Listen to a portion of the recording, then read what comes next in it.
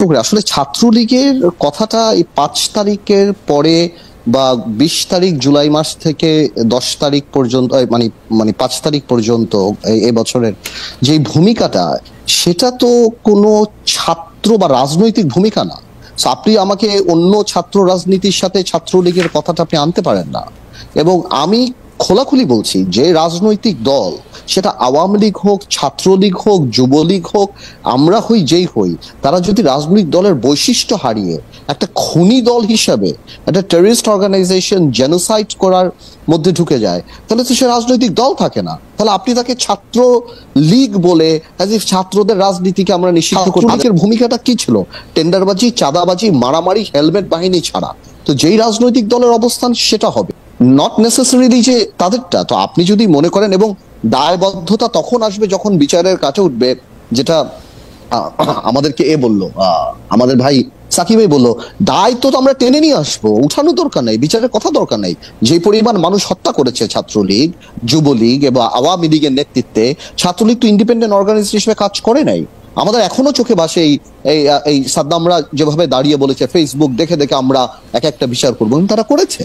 তো আমার প্রশ্নটা হলো যে ছাত্রলীগের সাথে ছাত্র রাজনীতিকে আপনি লীগের যে বড় বড় নেতারা বা আওয়ামী লীগের ছাত্র নেতারা, এরা এক সময় বাংলাদেশে কামানের সামনে, ট্যাঙ্কের সামনে, পুলিশের সামনে দাঁড়িয়েছিল, স্বেচ্ছায় জেলে গিয়েছে, আজকে 2 মাস হয়ে গিয়েছে, কেউ ঘর থেকে বের হয়নি, কারণ তারা জানে তারা খুনি, তারা চোর, তারা লুটেরা, তারা গণতন্ত্র হত্যা করেছে, তারা বাংলাদেশের মানুষের সাথে প্রতারণা করেছে এবং তারা ভেগে গিয়েছে, তাদের ওই মোরাল পাওয়ারটা নাই, এই কারণে তারা ফেস করছে না।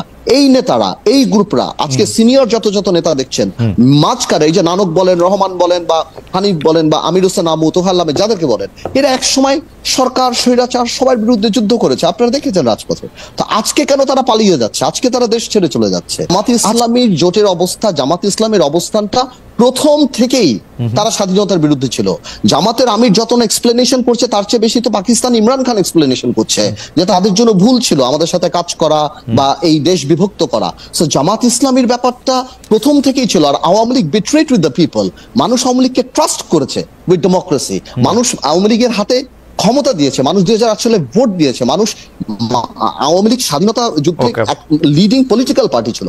জামাত তো প্রথম অবস্থা থেকেই খারাপ ছিল এবং আমরা জোট করেছি জামাতের সাথে, অবশ্যই আমরা জোট করেছি, কিন্তু জামাতের ওই অবজেকশন গুলিকে রেখেই তো আমরা জোট করেছি।